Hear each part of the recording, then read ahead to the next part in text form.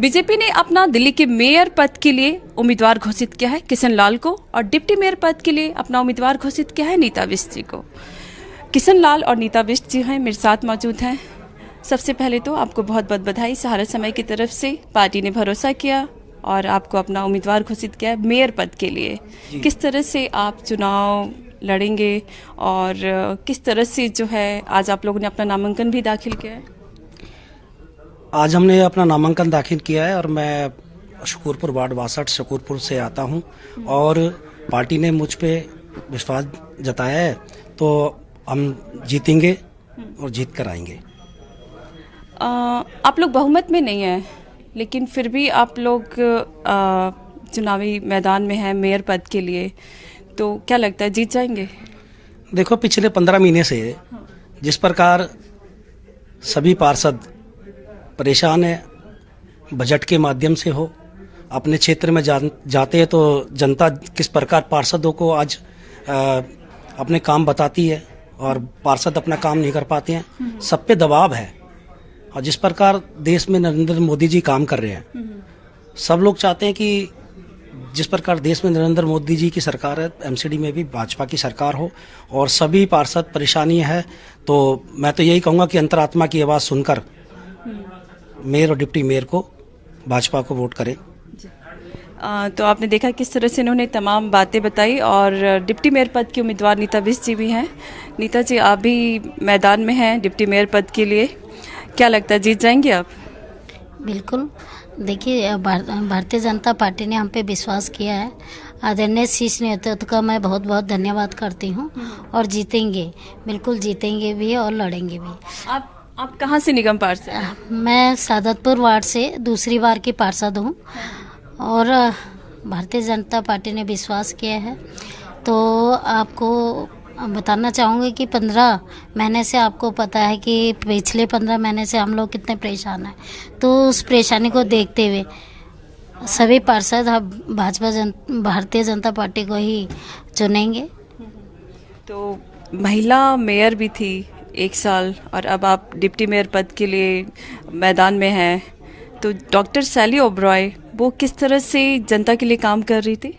देखिए, अगर काम करते हैं तो नीचे तो एमसीडी में अच्छा काम होता है, लेकिन 15 महीने से बहुत परेशान हुए। आपने देखा होगा जिस चीज़ को लेके एमसीडी में वो लोग आए थे कि कूड़े का पहाड़ हटाएंगे, आज देखिए पूरी गलियों में कूड़े के पहाड़ लगे हैं, तो कहीं कोई काम नहीं हुआ, सभी पार्षद परेशान हैं। तो पार्षद नीचे थी, भारतीय जनता पार्टी को दोबारा से एमसीडी में लाना चाहेंगे। तो आपने देखा किशन लाल को सुना और नीता बिष्ट को सुना। अब हम बात करेंगे नेता सदन के विपक्ष के जो नेता हैं राजा इकबाल जी, उनसे। डॉक्टर सैली ओबरॉय जो है पिछले 1 साल से मेयर हैं और अब जो है नए मेयर पद के लिए अपना नामांकन भी दाखिल कर चुके हैं। तो क्या लगता है कि आपके जो डिप्टी मेयर और मेयर पद के जो उम्मीदवार हैं वो जीतेंगे? 100% हमारे कैंडिडेट ही जीतेंगे, क्योंकि जो हम इलेक्शन लड़ रहे हैं वो गुड परफॉर्मेंस पे लड़ रहे हैं। परफॉर्मेंस बेस गुड गवर्नेंस के ऊपर हमारा इलेक्शन है। आपने देखा 15 महीने का जो उनका शासन था आम आदमी पार्टी का, भ्रष्टाचार से भरा हुआ शासन था। कॉरपोरेशन पूरी तरह से रुकी हुई है। Standing committee, ward committee, ad hoc committees, कोई कमेटी नहीं बनी। सभी निगम पार्षद परेशान हैं।